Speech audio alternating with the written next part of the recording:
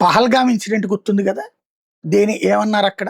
భార్య, భర్త, పిల్లలు అందరూ కలిసి ఎంజాయ్ చేస్తుండగా అక్కడికొచ్చినటువంటి తీవ్రవాదులు, "మీకు కల్మా వచ్చా?" అంటే ముస్లింలకు సంబంధించినటువంటి ప్రార్థన వచ్చా అన్నటువంటిది. అలా రాదు అన్నటువంటి వాళ్ళని చంపేశారు. వచ్చు అన్నటువంటి వాళ్ళని ప్రార్థన చెయ్యమని జెప్పి ఆ తర్వాత చంపేసినటువంటి సంఘటన ఉంది. అంటే ఒరిజినల్ ముస్లింలయితే మాత్రం బతకాలి, మిగతా వాళ్ళని చంపేస్తున్నాం అన్నటువంటి. మీ భర్తల్ని చంపేస్తున్నాం, ఎళ్లి మీ మోడీకి చెప్పుకోండి అని చెప్పుకొచ్చారు. అందులో అసలైనటువంటి పాయింట్ ఏంటి? ముస్లిం మతంకి సంబంధించిన ప్రార్థనలు వస్తేనే బతకనిస్తాం, లేకపోతే చంపేస్తాం. వచ్చినా కూడా ముస్లిం అయ్యి ఉండాల్సిందే. అది ఆనాడు వాళ్ళ యొక్క రాక్షస కాండ.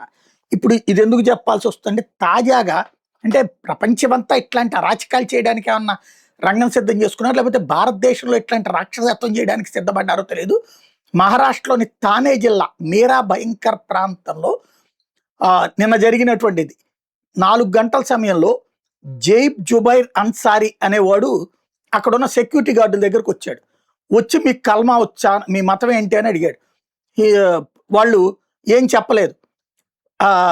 తర్వాత గట్టిగా సీరియస్గా అడిగాడు. అసలు మీకెందుకు అంటే, నువ్వు కల్మా చదివితే బతకనిస్తాను, లేకపోతే బతకనివ్వను అని చెప్పాడు.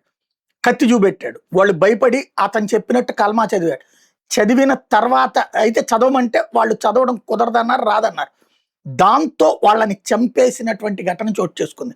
ఈ అన్సారీ అనేవాడు సుమారు 19 ఏళ్ల పాటు అమెరికాలో ఉండి తిరిగి వచ్చినటువంటి వాడు. పోనీ ఏం చదువు రానటువంటి వాడు కాదు. వీడి భార్య ఆఫ్ఘనిస్తాన్ దేశస్తున్నారు. దాడి జరిగిన తర్వాత 90 నిమిషాల్లోనే పోలీసులు అరెస్ట్ చేశారు. కానీ వీడికి ఎంత మత పెచ్చేంటి అన్నదే అర్థం కాంది. ఐఎస్ఐఎస్తో వీడికి సంబంధాలు ఉన్నాయి అన్నది వీడి ఇంట్లో సోదాలు నిర్వహించిన పోలీసులకు తెలిసింది. ముఖ్యంగా ఐఎస్ఐఎస్ డయేష్ నుండి వచ్చిన తహ్రీర్ అనే లేఖ వచ్చింది. ఇందులో ఉన్న ముఖ్యాంశాలు అంటే కల్మా గురించిన సమాచారం, లోన్ వుల్ఫ్ ఒంటరిగా దాడి చేసేటటువంటి పద్ధతులు అనుసరించమని, ఖిలాఫత్ని ఎలా స్థాపించాలి, ఖిలాఫత్ గురించి అల్లా ఏం చెప్పాడు అంటే వివరాలతో ఉన్నటువంటి ఒక డాక్యుమెంట్ వచ్చింది. ప్రస్తుతం ఈ కేసులో అంటే భారతదేశంలో అల్లకల్లోలం సృష్టించడానికి ఈ కొత్త అడుగులు వేస్తున్నారని తేలింది.